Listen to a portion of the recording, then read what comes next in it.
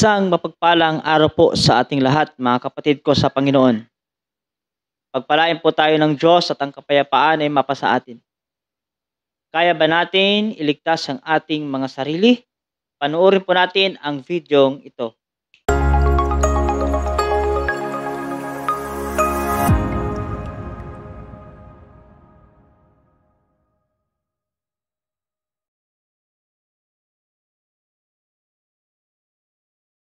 Walang ibang taong magliligtas sa inyo, kundi kayo lang. Ang isa sa totoo na realization ng tao, walang ibang may magliligtas sa iyo, kundi sino? Sarili mo. Nang napanood po natin ang video, na kaya pala nating iligtas ang ating mga sarili. Yan po ang sinasabi at tinutukoy ng video. Pero bago ang lahat, may iba't ibang uri po ang kaligtasan. Tinutukoy ng Biblia. Kaligtasan patungkol po sa ating pong mga kalusugan. Kaligtasan patungkol po sa ating pong mga kaaway. Kagaya ni na David, ni na Solomon, ni na Samson, at iba't iba pang mga man of God, kagaya ni na Gideon, na kung wala ang Diyos ay wala din silang magagawa. Kaligtasan patungkol po sa provision ng Diyos o sa pangangailangan, mga kapatid. Kung wala ang Panginoon at hindi tayo binigyan ng kalakasan, ay wala din po tayong magagawa. Sa iba't ibang uri ng kaligtasan, kung wala si Kristo o wala ang Panginoon o wala ang Diyos, ay wala po tayong magagawa. Meaning to say lang na nagpapatunay na hindi natin kayang iligtas ang ating mga sarili sa lahat at iba't ibang uri ng kaligtasan nang walang tulong ang Diyos. Lalo't higit, mga kapatid, na tinutukoy ng Biblia ang kaligtasang espiritual, yung kaligtasan ng ating kaluluwa. Lalong hindi natin kayang iligtas ang ating sarili nang walang tulong si Kristo. Ito po ang sabi ng salita ng Diyos.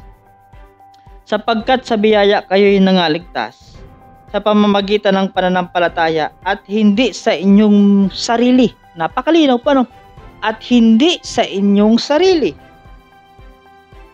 Ito'y kaloob ng Diyos. Malinaw po na tinutukoy ng salita ng Diyos na hindi po sa ating sarili.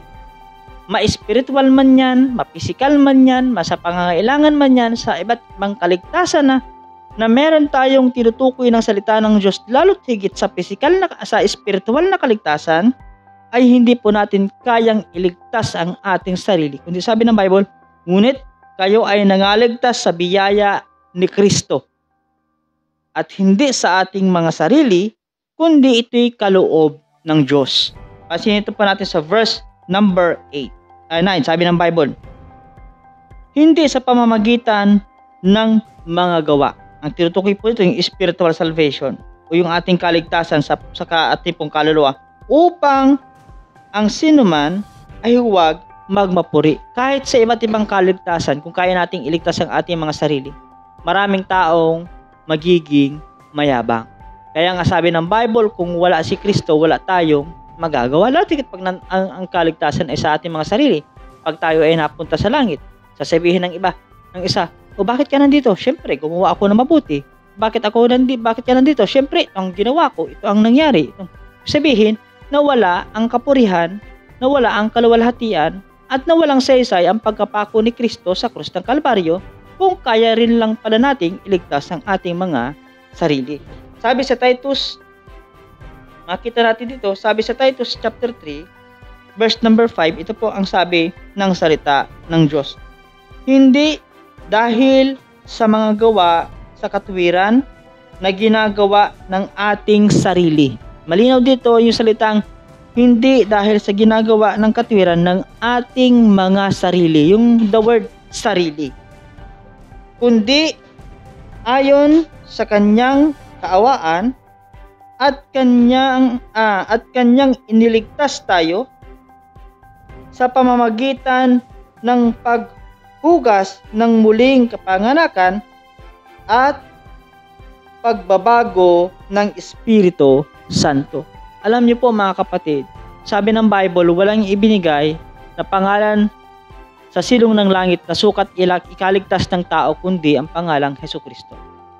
Kaya lagi nating tatandaan, sa iba't ibang uri ng kaligtasan, lalo't higit sa espiritual na kaligtasan o sa pagliligtas ng ating kaluluwa, ay hindi natin kayang iligtas ang ating mga sarili.